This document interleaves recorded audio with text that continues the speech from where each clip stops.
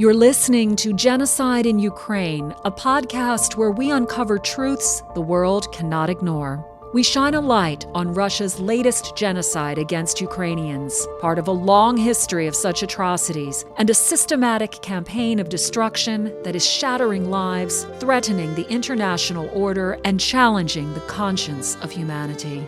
Through expert insight and stories of resilience, we're delving into the human cost of this crisis and the global implications of inaction. This is more than a conflict. Ukraine is fighting for survival, justice, freedom, and for human rights everywhere.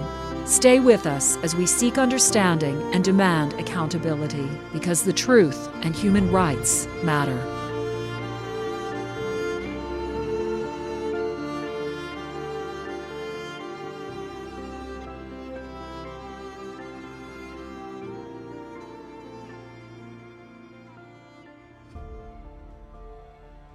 Good morning, good afternoon, good evening, wherever you are in the world. I hope you're having a good day. I am double checking a couple things here to make sure that's all up and going correctly. It is, and I'm going to put some stuff in the nest and wait for Nancy and Gina, who I think may be a little bit late, but we'll see. We'll see how it goes. We have a very specific plan today, so let me just cancel this and I'll keep an eye on other places for my co-hosts to arrive. So we are I will put this in here a couple of times, I think, because I have a way that I want to do this now. We are going to be talking about a specific report tonight. We are going to be talking about, oh, where is the tweet for it? Right here.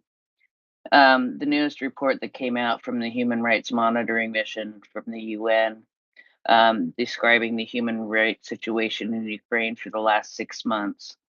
That's what we are going to be talking about tonight. I just put it in the nest, and then I will there's Nancy. Then I will just go ahead and put up a couple of. I'm bad. I'm only going to put up a couple of fundraisers, and then I'm going to leave the nest up to Nancy because, well, that's Nancy. She does a whole lot of amazing nest-worthy things. So I'm going to put up the things that I think matter most to the people here in the genocide segment, and to genocide. Well, it all matters to genocide. Let me put it that way.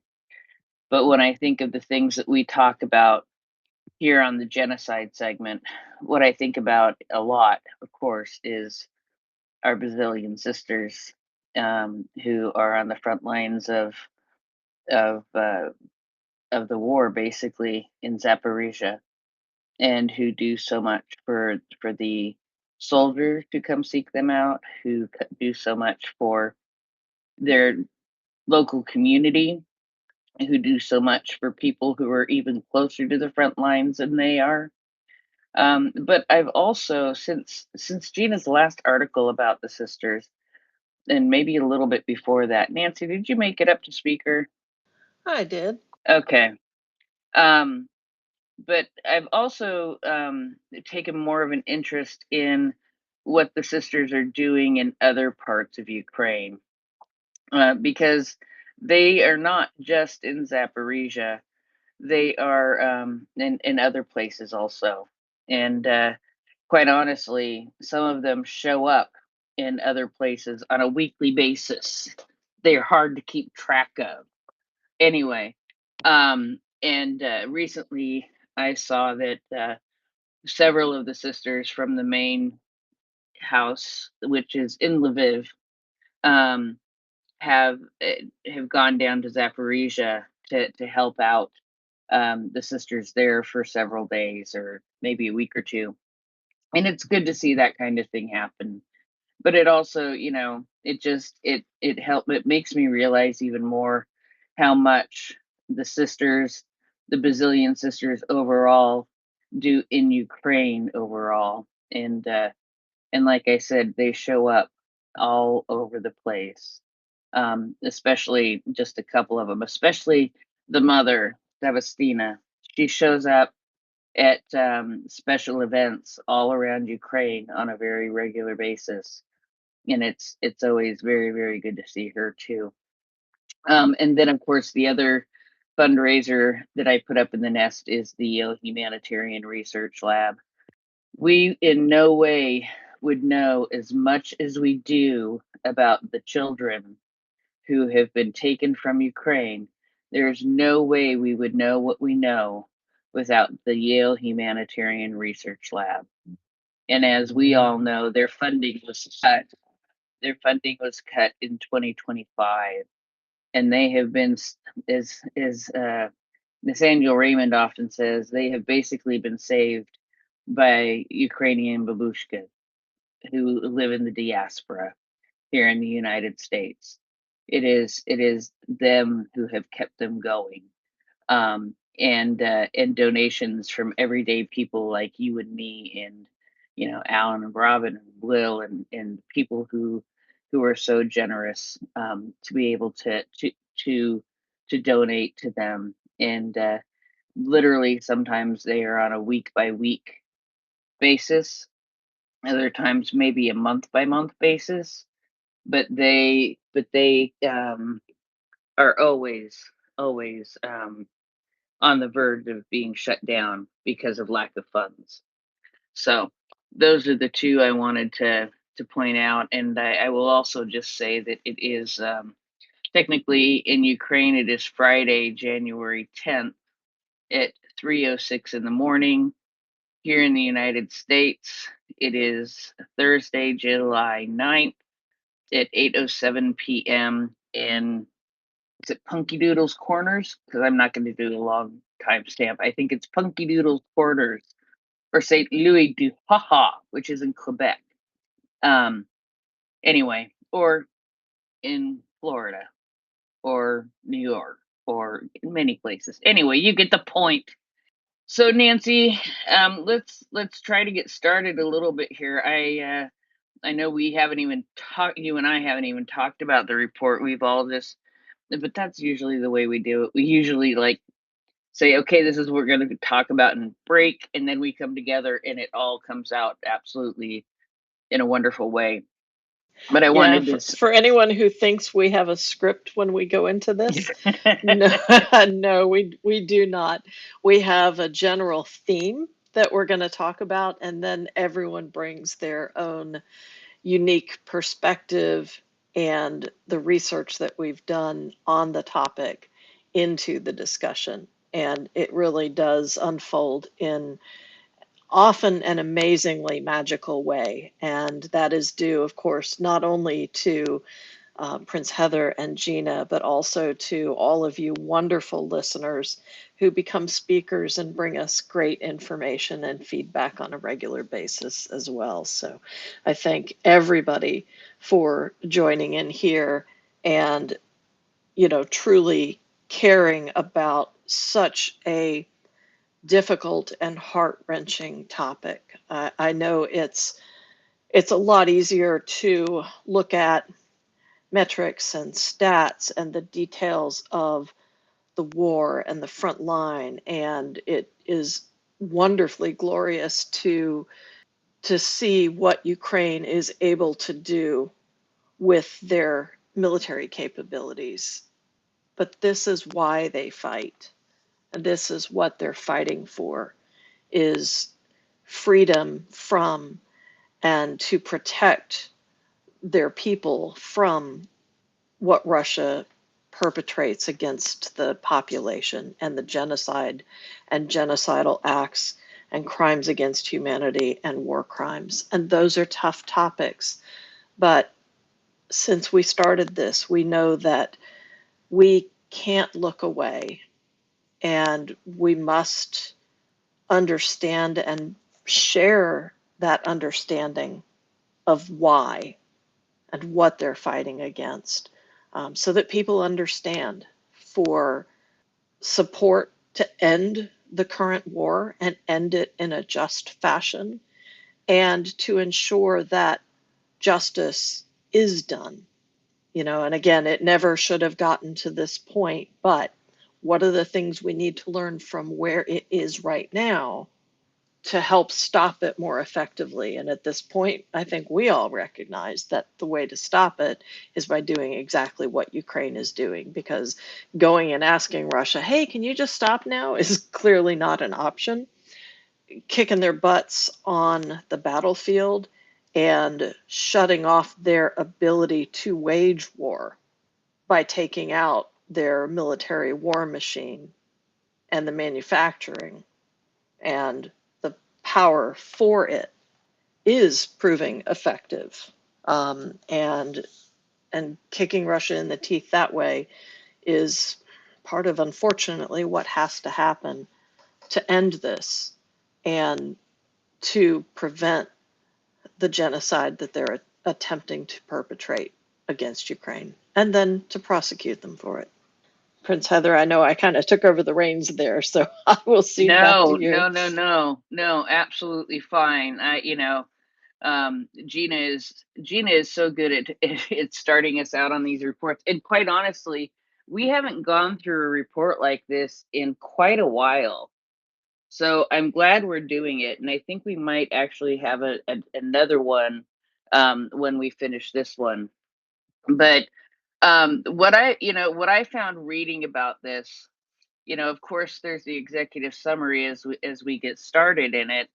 But just to say exactly what this is, and did I put? Yes, I did, didn't I? I You thought said I you did. had a post on it, and I don't see it in the nest yet.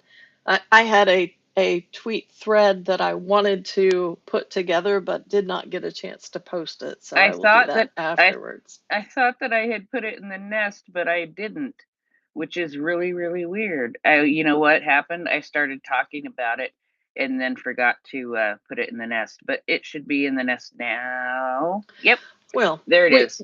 we fully expect all of our listeners to have committed the entire report to memory by now, Oh, right? absolutely, because I have not.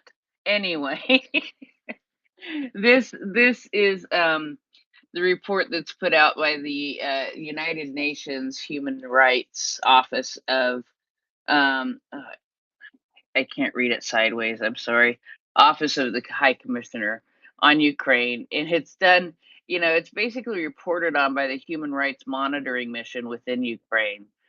And what I appreciate about this report is several times, because they interview people who are going through these awful experiences. They interview these people to collect the data.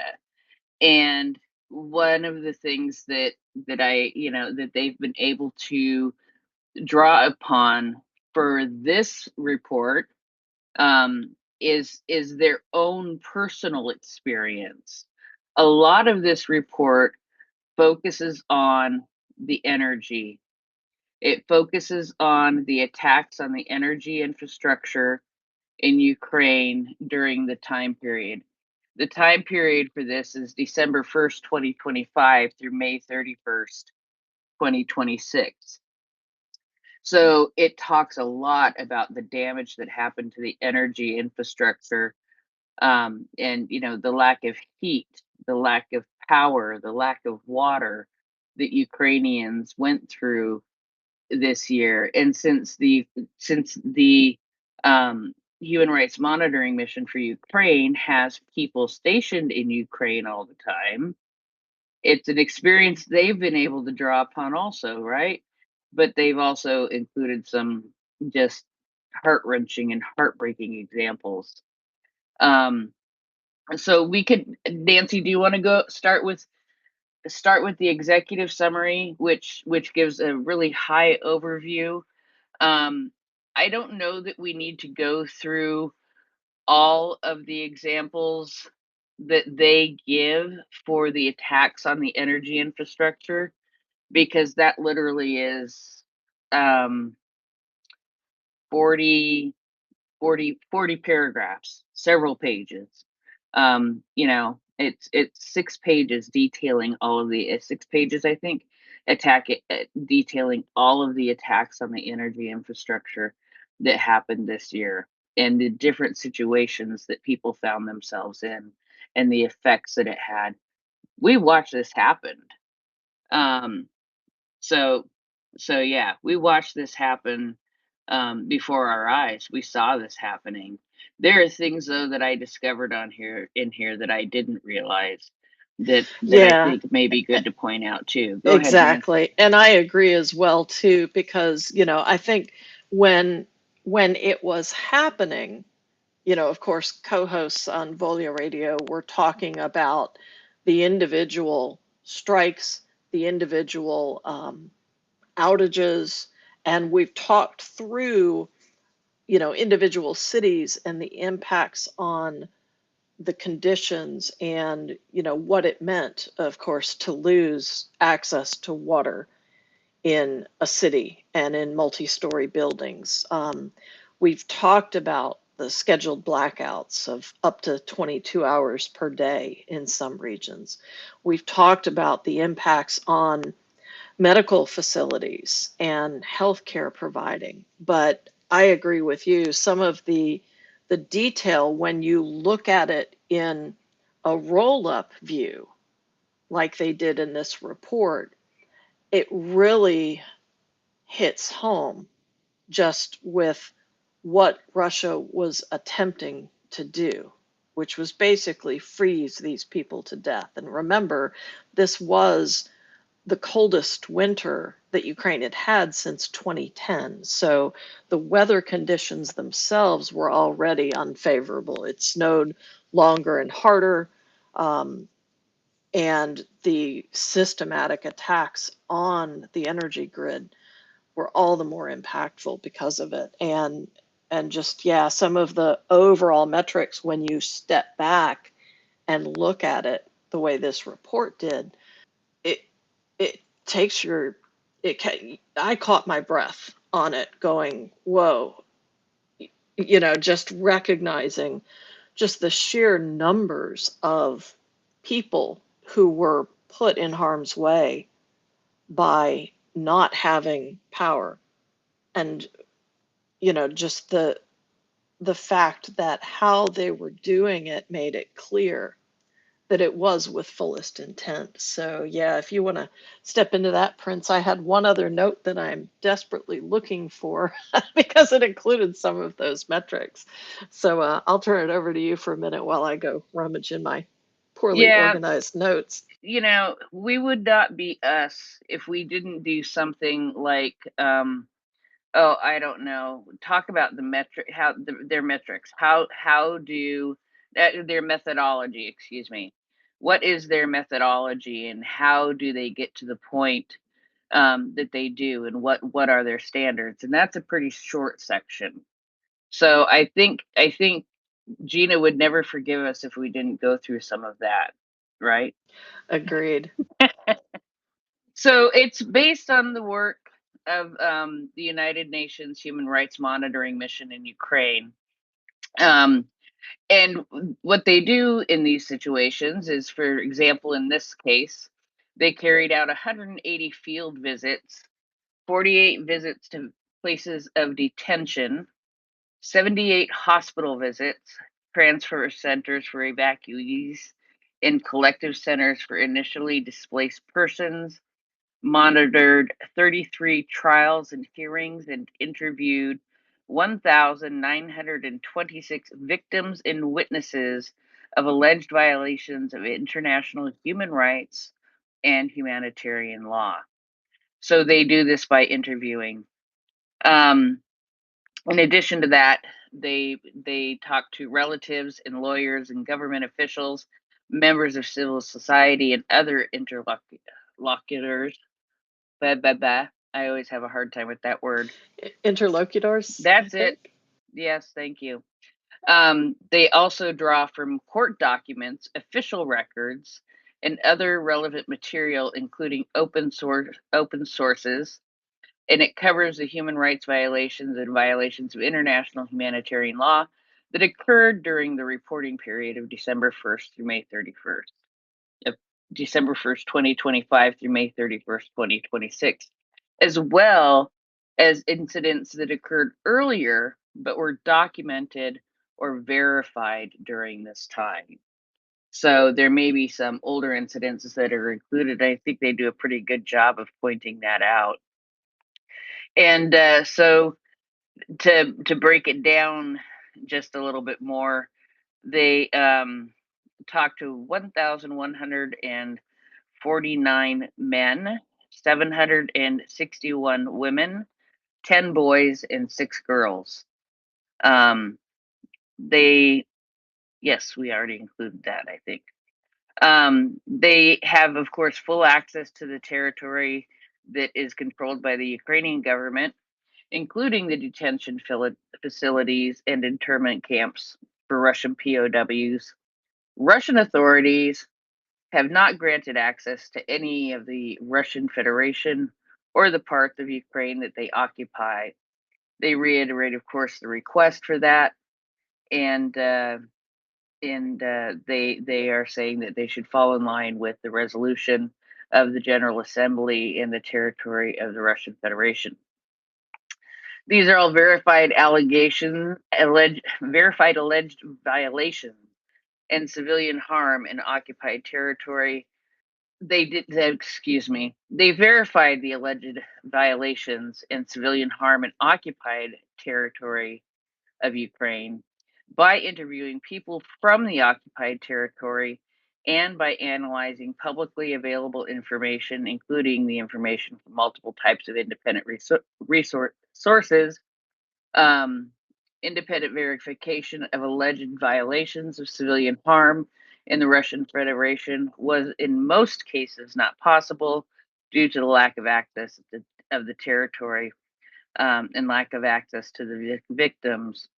All findings that are included in the report meet the reasonable grounds to believe standard, namely, based on a body of verified information, an ordinary prudent observer would have reasonable grounds to believe that the facts took place as described and where legal conclusions are drawn, that these facts meet all elements of the validation. So, do you have summaries of the data that you wanted to go through? Did you find that? Is that what you were looking for? Yeah, and I had a few of them, and I think the key thing to recognize is that that deliberate destruction of energy and heating networks was direct and calculated. And, again, when we look at the preponderance of evidence, the legal analysis is that this is disproportionate harm inflicted in areas beyond international humanitarian law. Even if it was hey, we were trying to hit something else, and oopsie, that doesn't fly in this case because of the millions of civilians impacted. And that this isn't, 423 strikes on electricity and 74 on central heating systems is not collateral damage when you're talking about millions of civilians, and that civilians were displaced and acknowledged that heat and electricity were one of the key motivators for them having to leave. And that right there, just with the additional increases that we had seen, those volumes, I think, Prince really jumped out at me the most. Was, that again, so many of these people have already been displaced and then displaced again. And we see that in individual stories. But, again, we're not talking an inconvenience. We're talking about an ability to live in a location, which that is what Russia was attempting to destroy. 75% of those who fled Ukraine had cited the lack of electricity, water, and heating as their motivator. And a stable grid is what they believe would allow them to return. And that right there tells you the importance to the population, let alone the individual stories. I mean, and the individual cases, the people who have a disproportionate impact are, the elderly and persons with disabilities who live in, particularly those who live in taller buildings in cities, who are much more dependent on elevator operations, and that reduced mobility severely impacts your ability to get to air raid shelters, of course, but also impacts your ability to get to medical care, to get food provisions, to have any opportunity of transportation, even to somewhere safer. And that is where you see the communities come together. But when you've got those things going on and they're trying to care for their basic necessities without light, heat, or water, and again, I think those of us who have been through just severe storms, whether it be, hurricanes or tornadoes or severe weather that knocks out power, you remember that with power comes water, which you have to survive. And people tend to forget about that, because in a normal non-war location, you can take that for granted, but not in Ukraine, because you never know where that cancer that is Russia is going to attack, and did attack over this past winter. The children also, education was dramatically affected, and schools that remained open in some cases recorded classroom temperatures of 3 degrees Celsius, with teachers conducting lessons in heavy winter coats, and having, they had to reduce developmental services for children and specialists access to assist with children and their psychological assessments and help them through those things, dwindled dramatically because of this. So it's not just the quote unquote ordinary person that is impacted. Those vulnerable populations, the elderly, the people with disabilities, children, are significantly more adversely impacted in what Russia was attempting to do. And it's when you look at this report, Heather, and my thought is that it's a miracle that they were able to hold on to the level they did. What are your thoughts? Oh no, absolutely. There were a couple of instances that really stuck out to me, as far as examples, and I'm sorry I do not remember the age. It's just that there was a man who lived on the fifth floor of an apartment building, and he's in a wheelchair. He was unable to go to work for a month because the power was out, and he was not able to use the elevator.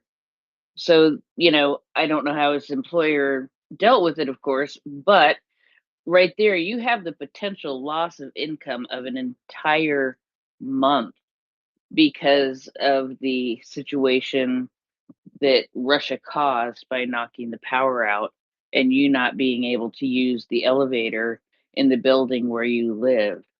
And there's multiple examples of that. I can tell you this, Nancy, because of your knee, and I know because of my knee, which has really been angry the last couple of weeks. You know, even without a wheelchair, that it is difficult to walk any distance. You know, I am really having to rely on a walker just for a couple of steps these days. Even with a walker, getting down 5 flights of stairs, or in another instance, an elderly woman who, of course, they have joint issues, and you put us in the cold, and our joint issues get a whole lot worse. He lives on the 16th floor. How do they go out for water? How do they go out for food?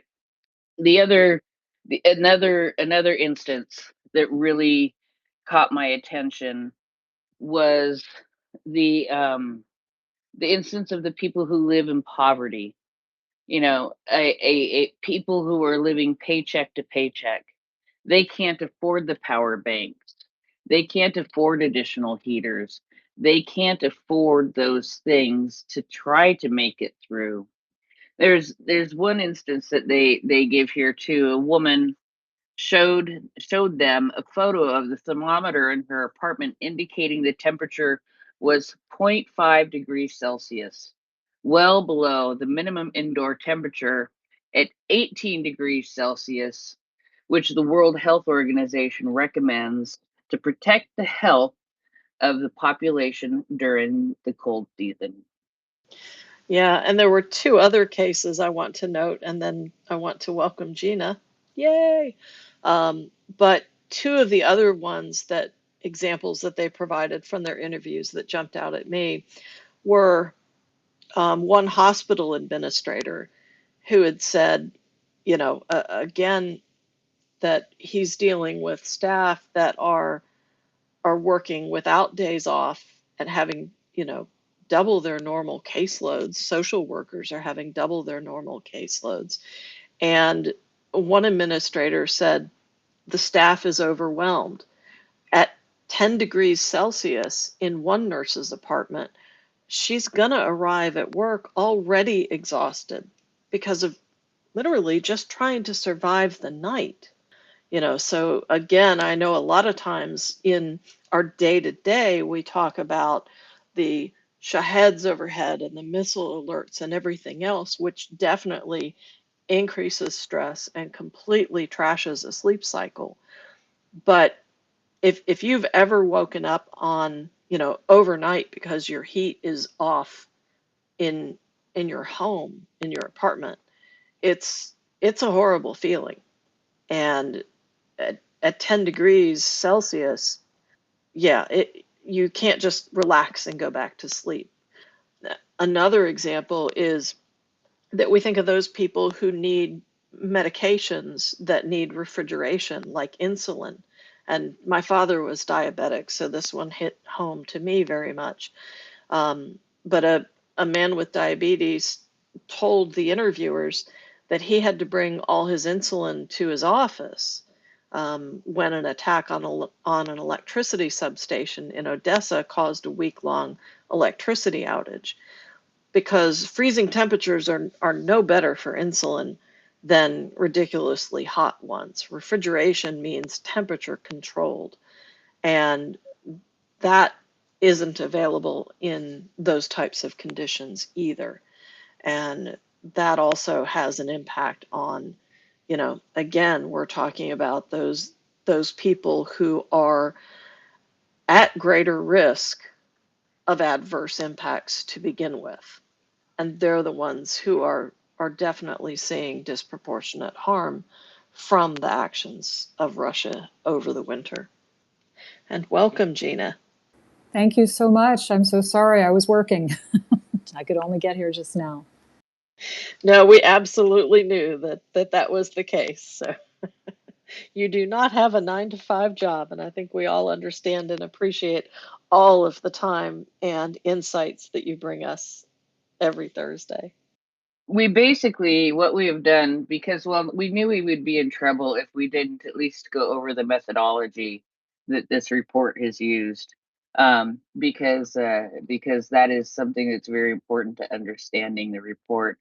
But then we've sort of gone through and actually very quickly, I think, summarized a great deal of the report, almost the first half of the report, talking about the effects on the infrastructure with the energy, and the power in water being knocked out in such a cold winter this winter, and the effects that it has had on Ukrainians everywhere, from children not being able to go to school, people not being able to get health care. Another one of those things that stood out to me was a cardiac center that was having to cancel surgeries. Cardiac surgery isn't always something you can wait for, because of these issues. Um, on and on and on and on and on, and all of the people who left Ukraine because of the impact to the energy, to energy and water and infrastructure, and how that affected them. I wanted to also no, go ahead, Gina, please, because No, I don't want to interrupt. I was going to say, if you've covered that, I mean, what was along with that of interest to me is looking at this in light of international humanitarian law, that's which is further exactly into the report. Yeah. exactly it's where I was actually going to suggest that we pick up at paragraph 57 on page 15 for anybody who may be trying to follow along a little bit. Um, and that is, and actually what I was going to say fits in with that. So do you want to talk about that? Because I know that is one of the things that, it was like, okay, get through all of this so I can read the international humanitarian law analysis, because that really is where we start to get to the meat of this. And then they also look at other things that have happened aside from the energy, the impact of the energy for the summer, because there are a lot of other things also that were pointed out in this report. I think that were good, but the international humanitarian law analysis, when it comes to what happened with the energy infrastructure, the power and the water, and the effects that had on the population, is I think where we should go now. If that's all good with you, Nancy and Gina, if you want to talk about it, please feel free. Sure. And to your point though, I wouldn't race through either the very real impact that it has on, it's a 360-degree impact on Ukrainian life, right? And those stories, those individual stories, and those various looks at which aspects of Ukrainian life, which is all of it, these strikes have had an effect on. I mean, that's very important too. And as we do this work, it's always important to kind of toggle between and it's not even really a toggle, it should be just a continuum, being able to see how does this affect people from, from an empathic point of view. What is their experience? How can I understand what would it be like if I had to live through that?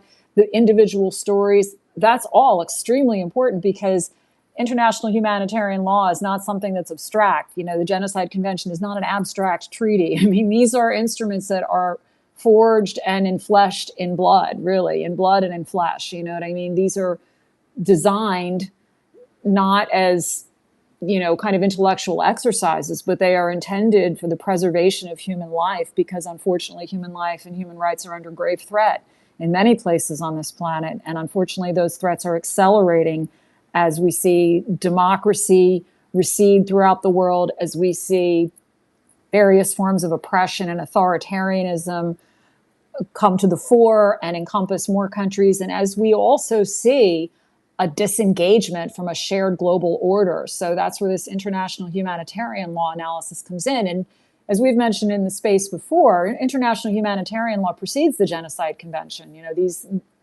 We have sensed in modern times a need to somehow place some form of structure on the worst of human behavior, really. And it's funny because I'm just seeing a back channel message from James, and you read my mind: intent on display. And that's what this section of the report, I think, really calls out. Because if we remember that the Genocide Convention, which is at section 2C, or I've got too many browser tabs open, but creating the conditions of life, right, that will inhibit life, creating conditions such that human beings cannot live. You don't have to directly shoot someone, but you can create conditions that will kill a person. And that's exactly what this effort is. So to look at the international humanitarian law, which is section 57, well, it starts with the number 57, section D. And this always, because every time you hear of a Russian attack on Ukraine, we always have to hear the litany of, from the Kremlin, normally Peskov or Zakharova, who are telling us, well, we were aiming for military targets. And what I like about this particular section is that it really looks more closely at that, and the danger is that in the common, media coverage of it, and I say this as a journalist, but some outlets are very good at clarifying this was not a military target. They don't just parrot what the Kremlin says in an effort to appear, quote unquote, neutral and unbiased by giving both sides a chance to respond.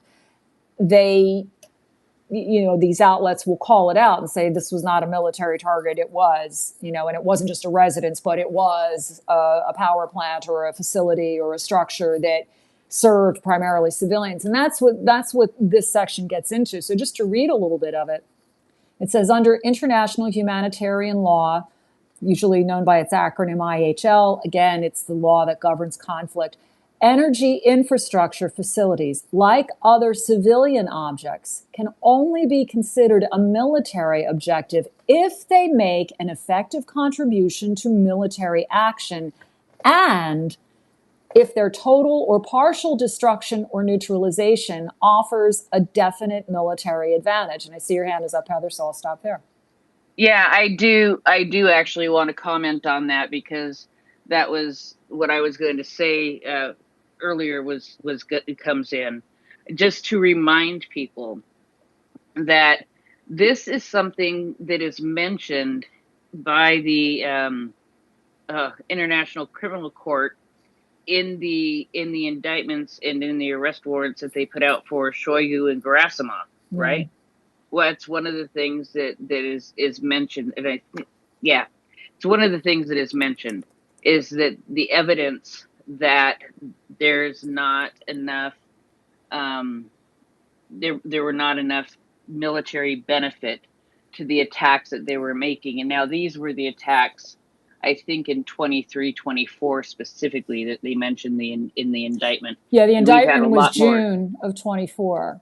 Yeah, and it's for Gerasimov and Shoigu, as you said, and exactly. and that's an excellent point. Is that says I am looking at it, and it says they're each allegedly responsible for the war crime of directing attacks at civilian objects and the war crime of causing excessive incidental harm to civilians or damage to civilian objects. I'm just trying to see if there's more language that we would want to. Okay. Pretrial Chamber 2 found that there are reasonable grounds to believe that the alleged strikes were directed against civilian objects. And for those installations that may have qualified as military objectives at the relevant time, the expected incidental civilian harm and damage would have been clearly excessive to the anticipated military advantage. So, even if allowing that there could have been some military advantage, there was no proportionality to it. And of course, to back it up even further, I mean, there is no basis for this war or this genocide. This is Russia with no provocation, deliberately invading and genociding a nation. That's what it is, But even if you were to allow that, even if you took that not offline, but for the moment strictly addressed the issue of was there any military advantage or not, the answer was still no. So there's nothing to justify this, according to international humanitarian law. Absolutely nothing to justify it. Yeah, exactly. We do have some hands. So I would like to go to those really quick, if that's okay. Sleuthy fella, I know you had your hand up, but I know it's down right now. I wanted to check in with you. Hey, thanks for checking in with me. I actually had sort of a bigger complex question, and I decided it might be better to put it in like the chat below for maybe when there's time, even, or maybe like after the space. But it was just a a question about like how to handle on the local level, like the international humanitarian law, because it really does affect all of us. So I'm more or less writing that out, and I don't want to take up time. Okay, thank you. You can send that to me directly too if you want. It might be Okay. something that's good to cover in a specific space too. So, but thank you. Of course. And thank you. And Brian, go ahead. Hey, yeah, thanks for the space. Good to talk to Gina again. It's been a long time, way too long. So I'm glad you brought up media coverage and the verbiage that's used, sort of a both sides sort of thing, because I've noticed this specifically with Reuters. It's almost like when I pull up my news summary on my iPhone, the Apple News, you have on the left-hand side. When I see a story from Reuters about something that happened in Ukraine, it's always both sides like, well, this side said this side said that, whereas if you see like CNN and some of these other outlets, they're like, I don't want to say editorial commentary, but if there's something that's really freaking obvious that, that there's no basis to this claim, they talk about this a lot with what President Trump says, which obviously, right, because pretty much whenever his mouth is moving, there's lies coming out of it. So my question is, have you noticed this? And it seems like that all these articles have Slavic names where there's like embedded Reuters journalists who must be based in Russia. And I don't know if that colors their characterization of what's happening, the reporting. But have you noticed this? And is there no shame? I mean, what are we talking about here? Well, it's interesting that you pointed that out because especially at the start of the full-scale invasion. First of all, yes, I have noticed that with Reuters is that, and I say that, but I say that in a qualified sense. I'm not trying to demonize Reuters, but I am raising a concern. My outlet that I work for actually uses Reuters as we are clients of their photo service. So, in the interest of full disclosure, we have licensing reprints for their photos. But I will say that back, and I remember this, and I think we talked about it in a previous version of this space, that in the early months of the full-scale invasion, the Reuters still had a partnership with TASS, which is the Russian wire service. And people there, if you Google it, people were coming out with articles like, what is wrong? The one on the Fixed Media, the article was called, What's Wrong with Reuters Coverage of the War in Ukraine? This was from June of 2022. So already we're several months into the full-scale invasion. And, I think that bears more scrutiny as to how that coverage looks now, because they did go on to sever that partnership, at least formally.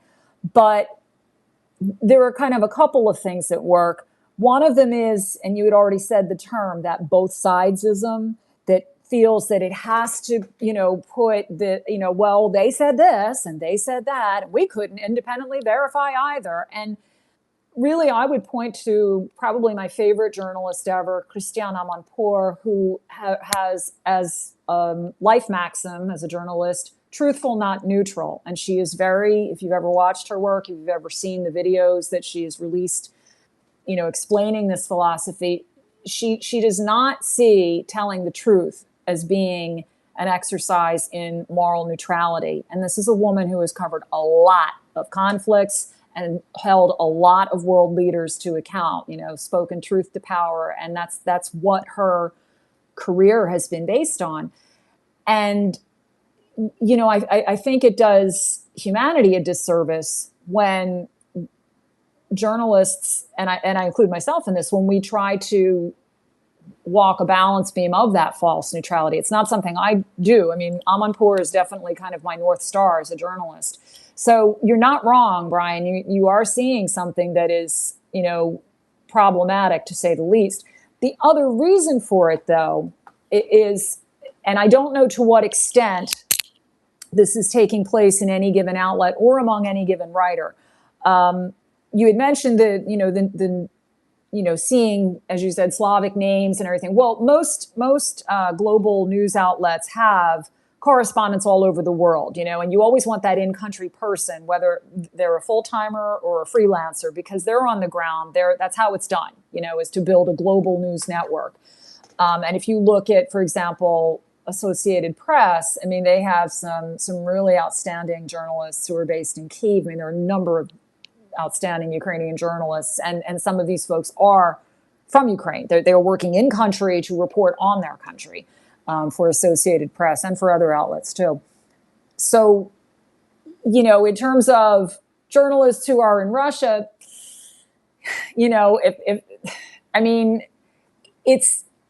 I find it's one to watch, and I find it very interesting to watch, because Steve Rosenberg of the BBC has been the Moscow correspondent for like decades. And he moved over there before, he moved over there like 3 decades ago. And he has not hesitated to ask Putin and Lukashenko like straight up questions. And his work is really outstanding. He does it probably at risk, greater risk to himself nowadays than he's done it previously. At the same time, I think it's only inevitable, and this is no disparagement of his work at all, but I'm just saying that I think it's just only human that you may not realize that you are kind of not siding, but maybe not being as attentive to who is the actual victim in this case, Right. The other broader issue that I think with the journalistic coverage of Ukraine at this point is that too much of it has been in recent months, and it's particularly under this Trump administration, has been about the political. And we have got to see this as a question of humanity and human rights first and foremost. That is what Ukraine is trying to get the world to understand, is that we're talking about enormous and completely unnecessary human suffering that not only imperils the people who are the targets of the ballistic missiles, the drones, the cyber attacks, the glide bombs, all of it. But it also endangers all of humanity, because allowed to go unchecked, unpunished, this will only spread, and this will only further erode human rights, which are really on, in many respects, shaky ground globally as we hollow out commitments to these instruments, such as the Genocide Convention. So that was a bit long-winded, and I'm sorry to take up so much time with that, but I think that the journalistic coverage, it's also very easy for people to, and I'll just close out that part with this, it's easy for people to rely on shorthand. And when I cover Ukraine, and I don't always get a chance to do it as much as I would like, believe you me, I can do it every single day, all day. So if any wealthy, magnates are interested in funding a publication, let me know, DM me, right? But the thing is, it's very easy for journalists who are rushed, who are in newsrooms that are, shrinking in size in many places, lacking funding, or being forced to pivot, as news is, quickly from one to this, to that, to the other. There is a tendency not to put the full context in a story. And I think that's a real mistake, in that long-running issues in particular need context refreshers to go with them. Because when you start saying, well, we did an article on that yesterday, do I have to recap the whole, how did we get here? And it's like, well, yeah, you do. You have to link to something, because people don't have that memory span. And what I think has happened now is that certainly, unfortunately, with Ukraine, with other places in the world, such as Gaza, Sudan, Yemen, we've got these multi-decade crises of horrific human suffering that people are becoming inured to, that aren't making the headlines, and that the coverage is becoming, for lack of a better word, in some very critical respects, rote, and that's why in my little corner of the media ecosphere, I always make sure to say that, I'll tell you when this started, this phase of it, 2014. If you give me the space, I'll tell you that it preceded it by centuries, and that we've got one other declared genocide, the Holodomor, behind this one. And I'll also tell you that, this was classified as a genocide first, by the New Lines Institute. I mean, they were one of the first people that came out, within 3 to 4 months, I think, of the full-scale invasion, maybe a few months after that, but saying New Lines Institute and the Raoul Wallenberg Center for Human Rights came right out and said this is genocide. So if I can't go back all the way, at least if I can get the start date and the fact that it's a genocide into the story, gives people a sense that, well, it just gives them some handhold, and wherever I can, here are some of the effects. Thousands of stolen children, massive human rights atrocities and abuses, imprisonment, complete noncompliance, 6 ICC arrest warrants, including for your head of state or, whoever you're calling your head of state, not elected properly. But so again, I don't want to take us too far off course. I feel very passionately about this, but, the coverage affects policy, right? It affects the vote. It affects how people respond. It affects how they engage with the prevention of genocide and with the addressing and the punishment of genocide. And referencing a work we have referenced countless times in this space, Samantha Power's A Problem from Hell, America in the Age of Genocide. One of her fundamental points in that book is that the battle to stop genocide is won on the domestic front, at least in America, right? It's the domestic front where people have to muster the political will to say, we cannot allow these atrocities to continue. We must intervene. We must stop this. We must hold the perpetrators accountable, and we must secure reparations and prevention from future atrocities. So coverage factors very heavily into that dynamic. I do want to add. Thank you, Gina. I appreciate it. Yeah, and I do want to add one thing too, and Brian in particular, while we've got you here, is you guys touched on part of Sleuthy Fella's question, which is really on what is an effective way to communicate these human rights violations to, my local parish, my parishioners, people I know, and Brian, since I I named your name, your ears were probably burning as I was typing because you've had direct experience doing that.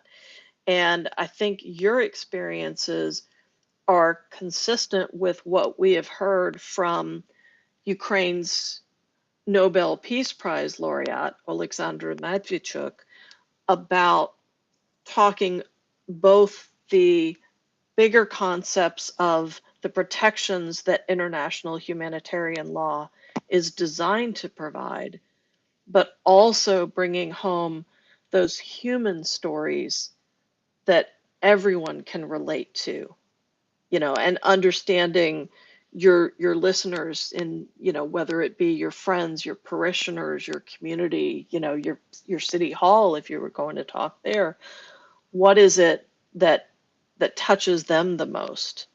And so often, I mean, for me, a soft spot is always the impact to the elderly. And so those stories are ones that I tend to bring out more.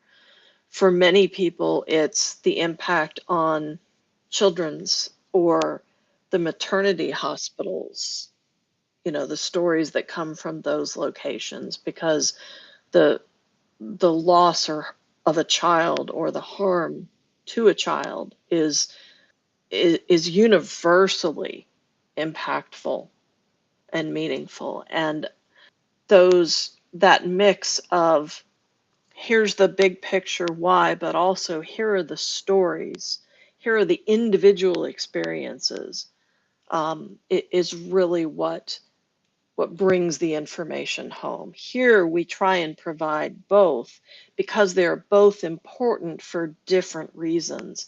But I wanted to make certain that everyone in the audience had a chance to hear that. And it's probably the poor man's response to Sleuthy Fella's great question in the back channel. But I wanted to at least pass on some foundational feedback there, as well as the journalist best practices, which are so important to help us find good articles and good, compelling information. Go ahead, Gina. Yeah, and I wanted to expand on the point that, as I said, James, you and I were on a wavelength there with the word intent, because I think the IHL section of this report really shows by basically calling out and refuting any claims by Russia that these attacks on energy infrastructure had some military objective. By really calling that out, it shows that all they're trying to do is to eliminate the Ukrainian people, which is genocide. That's what this is designed to do. They know, and let's get a little more detailed about it, and it's worth reading some of the text here.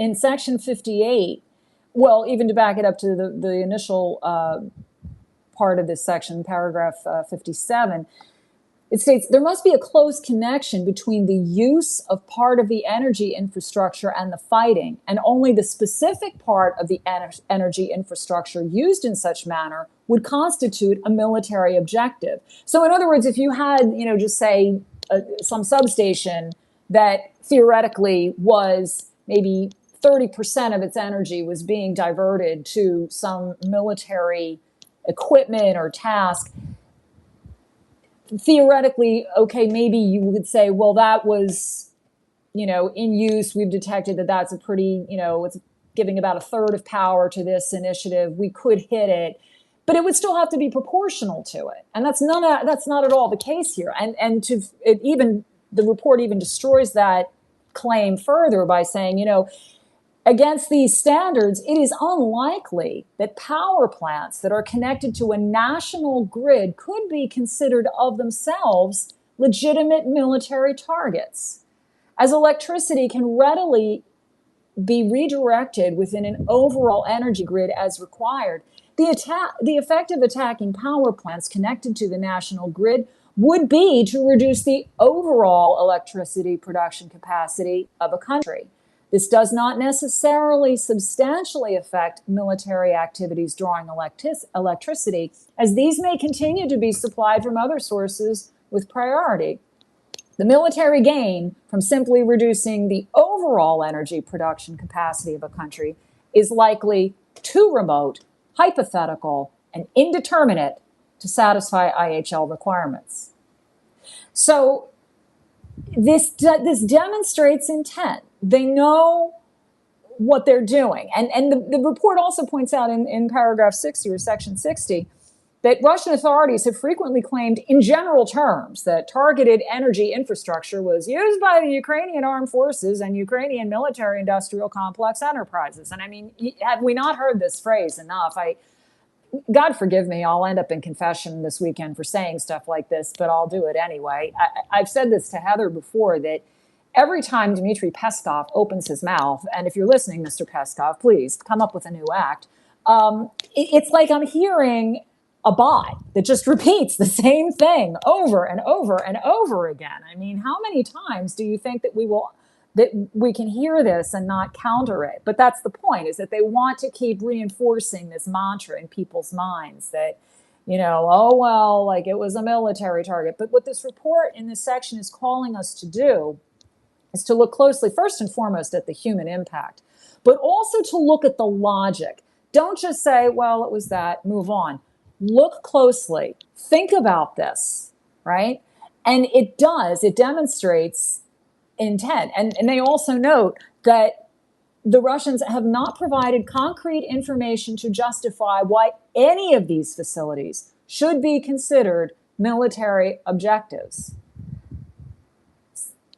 So, and again, as repeated earlier, that even if there were a case where it was a military objective, it would still have to be a question of proportionality. So, and just as a sidebar, not in terms of energy infrastructure, but one of the things a friend of mine who's in Ukraine sent a picture of was one of the Red Cross warehouses that a Russian strike obliterated. What was that? What kind of a military target was that? You're talking about humanitarian aid. It's deliberate. It's absolutely deliberate. This section of the report concludes by saying that, furthermore, the scale and geographic scope of the attacks by the Russian Federation and the type of infrastructure targeted suggest that the attacks by the Russian Federation were not directed at specific facilities considered to constitute military objectives, but were rather aimed at disrupting the energy network of the country as a whole, considering the entire energy infrastructure as a military objective would be incompatible with IHL. And I would say as well, extrapolate that, apply that to other things. For example, the water supply of a nation.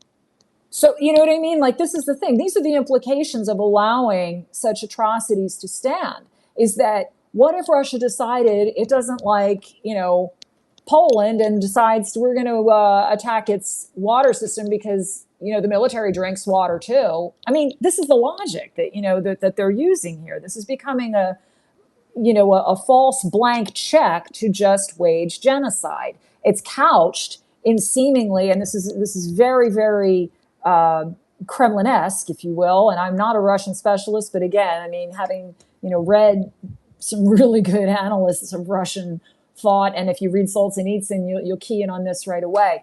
The whole idea of lawfare and this kind of chaotic, even through the decades and the centuries, especially under communism, this, which is what they are, they're not reverting to classical communism, but that same kind of authoritarianism, the abuse of human rights, the reduction of human beings to, basically objects, and except for those who have money or power, they're kind of considered as having some rights to an extent, but they can be off too if they become inconvenient. So it's this very kind of, at core, very ugly primal social contract.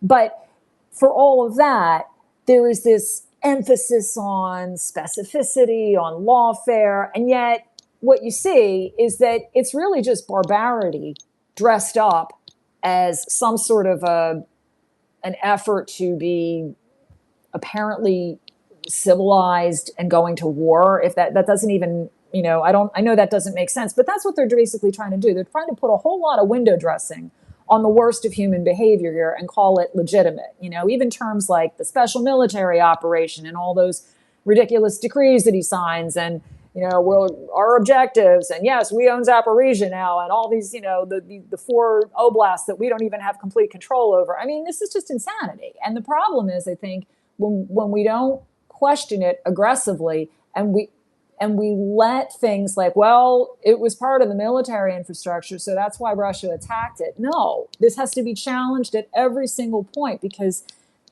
I've used this example before, but if anyone, and I know I myself and other people maybe in the space have shared the unfortunate experience, if you've ever been in an abusive relationship, and at some level you can make a really good argument that what Putin's Russia is doing to the world is subjecting it, to an abusive relationship, abusing human rights, abusing diplomacy, abusing and weaponizing pretty much every form of human interaction, be it, name it, commerce, sport, the internet, you name it, but just using and abusing every form of human interaction to further an end of imperialism and the abuse of human rights. If you've been in a relationship with an abuser, the first thing you have to do is you hold on to the truth with all your might, and don't let lies get repeated and repeated to the point where you question your judgment. And that's exactly what an abusive, manipulative person will do. This is that same dynamic writ large. And every time a propagandist, an influencer, Putin, Peskov, Zakharova, any of them come out and say, well, this was we had a military objective. I mean, this is one of the biggest problems with international diplomacy right now, is that the other nations are trying to engage with Russia in a system that, if people came to it with goodwill, does have the mechanisms to get the job done, dialogue and diplomacy. And I would never say shun dialogue or diplomacy, but even genocide scholars, including Gregory Stanton, who, gave us that 10 stages of genocide, and certainly James Waller, a brilliant social psychologist, genocide scholar, they will tell you there comes a point in the process when it's so far downstream, and both of their models talk about this, Stanton's 10 stages of genocide and Waller's, upstream, midstream, downstream model, where they'll say there comes a point when it has to be military action that's so overwhelming, it has to bring the aggressor to heel long enough to have diplomacy and dialogue finally conclude the atrocities and begin the process of accountability, reparations, and healing and prevention. So sorry I went on with that, but every time, because I knew people who were in Ukraine at the time enduring this, living this, and except for a health issue, I would have been with them as well, but I wasn't able to travel there during the winter as I hoped and planned because of a health issue. But it broke my heart not to share this suffering with them. But when you know people who have lived through this and continue to live through this, it is absolutely intolerable to hear phrases like it was a military target and not let it go unchallenged. And I'll just close out by saying that if we do leave it unchallenged, then we're going to be the ones who eventually pay the price for it when our own systems come under attack because we failed to stop and hold accountable people who have no interest whatsoever in human rights, who have no interest in it. At the end of the day, you have to choose. Do you want human dignity and human flourishing, or do you want chaos and the instrumentalization and objectification of human beings where some get to live a decent life and the rest, well, sorry to be you. That's not the world I want to live in. That's not the world I want to see anyone live in. And that's not the world all the people who came before us suffered so that we could live in or that we could pass along to our children. Absolutely. So well said. So well said. And we do need to wrap up for the night. I would love, we actually made it about halfway through this report tonight. And I think that we can pick up on section 4 with the impact of the hostilities on civilian population next week, and talk about how that has changed over the last 6 months and even over the years. And I think that'll be a good place to pick up, and because I think that you just so very well went through that international humanitarian human rights law very, very well, and just amazingly, which is not a surprise. Anyway, so thank you everybody for joining us. I'm gonna go around like I always do, between Gina and Nancy and myself, and close us out for the night. And look forward to going through the rest of this report, because there are some very, very important things that get addressed and get talked about further on in this report. So Nancy, anything more to add? No, Gina, thank you so much for that mic drop statement. Again, we've grown to almost expect them from you, and yet I know that they are channeled from such a place of caring and consideration that that nothing more need be said. I'll close with the mundane technicalities. Of course, we do have the report in the nest, but also in the replies. And while Gina was talking, I was able to take my summary thread of the report and actually get it posted. I had already written it, so thank you, Gina. You let me get through Twitter's posting chaos there, and that is in the nest and also in the replies as well. So, but we still expect we're going to be on this report next week, so we expect everyone to have had a full read through the report and come back with your questions. And Sleuthy, again, thank you for yours. You had a great question, and I hope that we helped answer part of it tonight, and we'll work on the rest next week as well. All right, Gina. Yeah, I would just want to take a moment of silence, just real quick, even if we could, just to honor the people of Ukraine, the global Ukrainian community, and those, especially as I read the Kharkiv Human Rights Protection Group and the number of tortured and imprisoned and sentenced Ukrainians. I mean, just the scope and the scale of the atrocities. The children who have been stolen, of course, were in the summer season, and these, the Institute for the Study of War did an update today. More of these militarization camps. I just am wondering, and of course, every day people are killed or maimed or are mourning the loss of loved ones. If we could just take a moment to honor that suffering and to recommit ourselves to fighting for human rights, and to thanking the Ukrainian people for reminding us of the cost of human dignity and human flourishing and human rights and freedom. Slava Isusu Christu, Slava Ukraini. Slava Naviki. And Heram Slava. Slava. Again, thank you all for joining us. We have This Week in Absurdistan coming up in about an hour and 45 minutes with Will, and part of it will be with Wendy, and part of it will be with Jenny. So that is what is coming up next. And then, of course, after that is Mockers and Firefella with their nightly booms and woe. And I just want to add one more thing here, Gina. When you mentioned the overwhelming military fire, basically, that Gregory Stanton mentions, and it is one of Mocker's favorite things to talk about. It really, truly is. She will get wound up and she will say, we are at the point in what is happening in Ukraine, what Russia is doing to Ukraine, the genocide that is happening, that the only thing that will get this solved is overwhelming military force. And that's where we're at. Of course, I don't say it near as good as Mockers does. But with that, maybe she'll say it tonight. I can make sure she says it tonight. So thank you for all that you do to contribute to this podcast, as we've done for the last few years together, which I appreciate more than I think anybody knows. And anyway, I'll stop. With that, I will say we will see you all later, and Skirl Popochamus.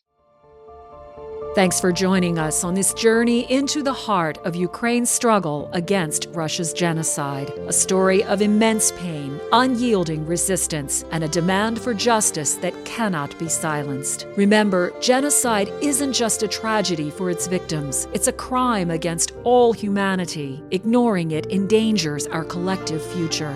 Don't let the story end here. Share this episode, stay informed, and support those fighting for freedom and accountability. Together, we can bring light to the darkness and uphold the values that unite us all. This has been the Genocide in Ukraine podcast. Until next time, stay vigilant, stay compassionate, and never stop seeking the truth.